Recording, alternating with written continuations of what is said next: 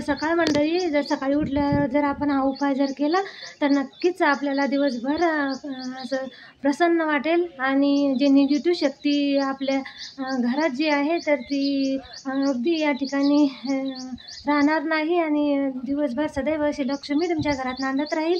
म्हणून थोडासा उपाय मी सांगितला आहे, तर आपल्याला तो नक्कीच करायचा आहे. म्हणून माझा व्हिडिओ हा शेवटपर्यंत आपल्याला पाहायचा आहे. तर चला मग कसं आपण सकाळचं हे नियोजन. तर माझा व्हिडिओ काही लय मोठा नाही आहे, तर हा व्हिडिओ आपल्याला शेवटपर्यंत पाहायचा आहे. खरोखर आपल्या घरात जे निगेटिव्ह शक्ती आहे तर ती नक्कीच या उपायानं दूर होणार आहे.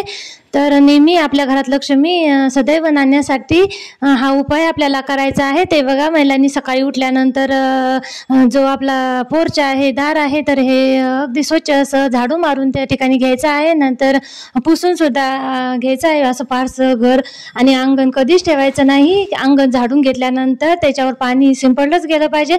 तर भरपूर स्त्रियांनीच त्याच झाडझूड करतात आणि पाणी वगैरे काही शिंपडत नाही, तर त्यामुळे फारसंच आपलं अंगण राहून जातं. आता तर हल्लीच्या काळात सकाळी उठल्यानंतर महिला ह्या मोबाईलच घेऊन बसतात आणि जेव्हा आपण घरात झाडू मारतो त्यावेळेसच अंगणसुद्धा झाडलं जातं. तर जो 8 ते 8:30 वाजता महिला काही अंगण झाडतात, हा चुकी आहे आणि या ठिकाणी चुकीचे कामं केल्या जात आहे. त्यामुळे जी ही निगेटिव्ह शक्ती आहे ती आपल्या घरात सदैव वास करत असते आणि त्यामुळे घरात जे शुभ कार्य जेव्हा आपण करतो तर त्याच्यात खूप असे अडथळे येत असतात.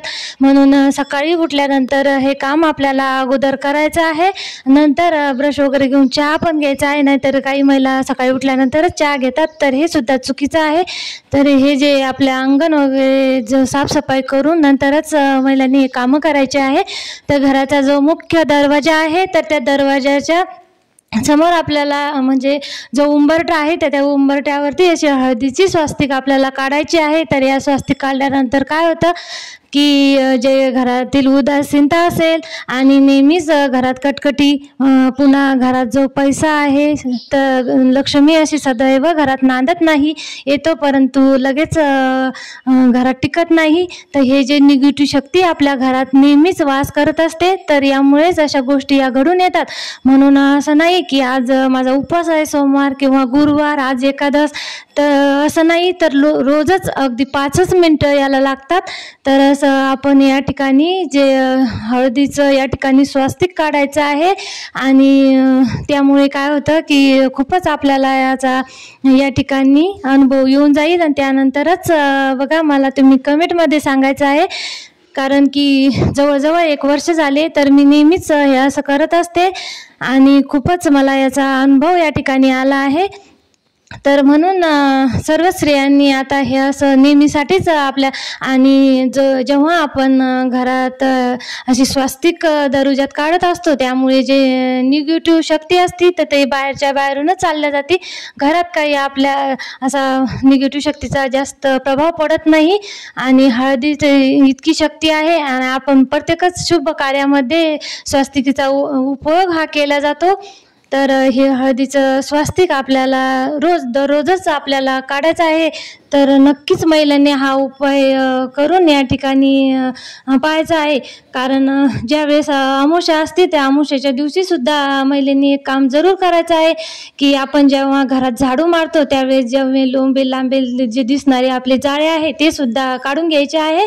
आणि जे आपण फरची पुसतो तर त्या पाण्यामध्ये मीठ आणि गोमूत्र, थोडीशी हळद जर टाकली आणि त्या दिवशी जर पुसून घेतलं तर नक्कीच त्यामुळे सुद्धा आपल्या घरातील निगेटिव्ह शक्ती निघून जाते. आणि ते बघा, उंबरठ्यावरती असं मध्यभागी हळदीचं आपल्याला लेपन या ठिकाणी द्यायचं आहे आणि असं लेपन दिल्यानंतर त्या ठिकाणी काढायचं आहे आपल्याला कुंकाचं स्वास्तिक.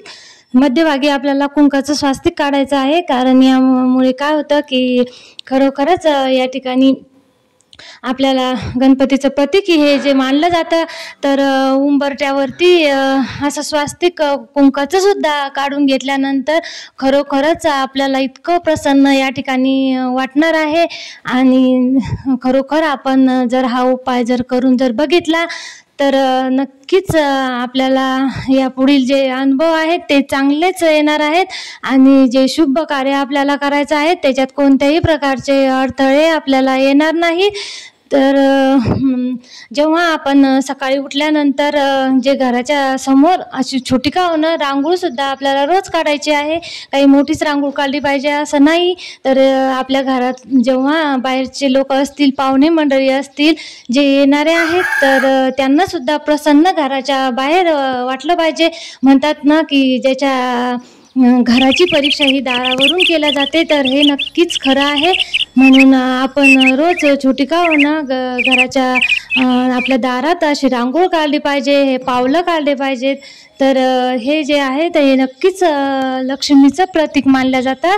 आणि यामुळे काय होतं की नेहमीच आपल्या घरात सदैव अशी लक्ष्मी नांदत राहते आणि निगेटिव्ह शक्तीचा प्रभाव घरात कधीच पडत नाही. म्हणून हा उपाय आपण नक्कीच करून बघायचा आहे. याच्यासाठीच माझा आजचा व्हिडिओ होता. तर हा जो महत्त्वपूर्ण व्हिडिओ आहे तो सर्वांनी बघायचा आहे. प्लीज लाईक, शेअर आणि सबस्क्राईब करायला विसरू नका. धन्यवाद.